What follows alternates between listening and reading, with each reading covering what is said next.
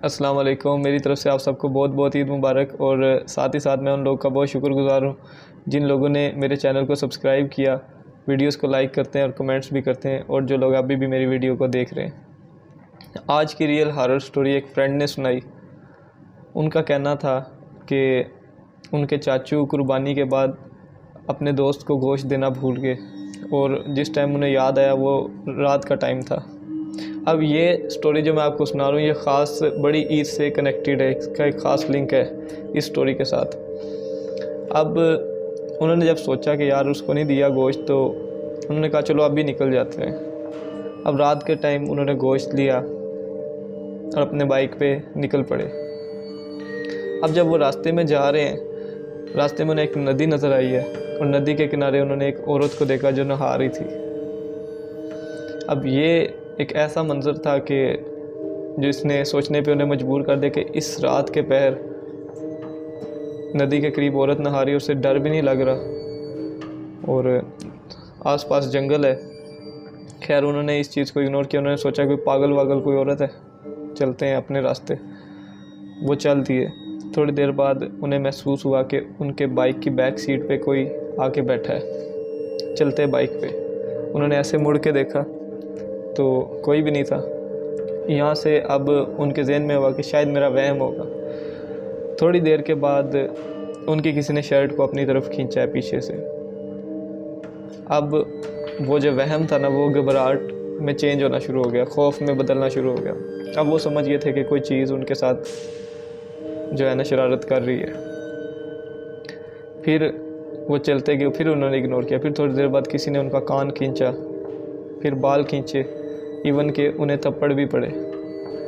वो जैसे कैसे भी करके उन्होंने रास्ता वो ख़त्म किया और अपने दोस्त के घर जाके पहुँचे। जब घर जाके पहुँचे तो दोस्त ने ईद मुबारक बाद में बोला। पहले पूछा यार तुम इतने खौफज़दा क्यों हो, तुम्हारे चेहरे के तो रंग ही उड़े हुए, इतना पसीना आया हुआ, तुम्हें क्या चक्कर है, और इतनी रात को तुम आ गए, बताया भी नहीं, फ़ोन ही कर देते। अब उनके चाचू ने कहा कि यार तुम पहले अंदर चलो, अंदर बैठाओ मुझे, तो फिर मैं बताता हूँ क्या हुआ है। खैर वो गए अंदर, बातचीत हुई। उन्होंने कहा हाँ जी आप बताएं, आपके खौफ का क्या राज है, क्या हुआ है। उन्होंने बताया यार मैं ऐसे ऐसे, मुझे याद नहीं रहा तुम्हें गोश्त देने का। मैंने कहा रात को ही निकल जाते हैं, तो मैं निकल आया हूँ रात को।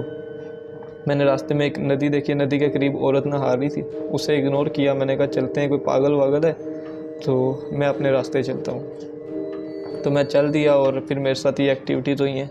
किसी ने शर्ट खींची है और थप्पड़ मारे हैं वगैरह वगैरह, और मैं जैसे कैसे करके तुम्हारे पास पहुँच गया हूँ। फिर उनके दोस्त ने बोला कि पागल तुम सुबह आ जाते, इतनी रात को आने की क्या ज़रूरत है। कहते हैं यार तुम्हें गोश्त भी तो देना था। उन्होंने कहा गोश्त सुबह भी दे सकते थे, ये तो बड़ा रिस्की काम किया तुमने। उनके चाचू ने पूछा भाई मैंने कैसे रिस्की काम किया है। फिर उन्होंने बताया कि यार देखो ये जो चीज़ें हैं ना, ये गोश्त को बहुत पसंद करती हैं, इनकी लाइकिंग्स में आता है ये गोश्त। इनको गोश्त, मीठी चीज़ें और तेज़ खुशबू, इस तरह की चीज़ें बड़ी पसंद होती हैं।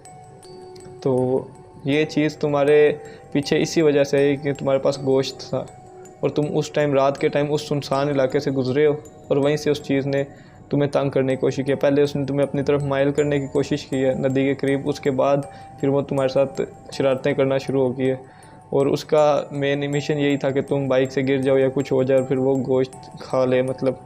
और साथ इस तरह हो जाता है समटाइम्स, मैंने भी सुना है खुद ज़ाती तौर पे कि गोश्त पे जो है ना चीज़ें आशिक हो जाती हैं।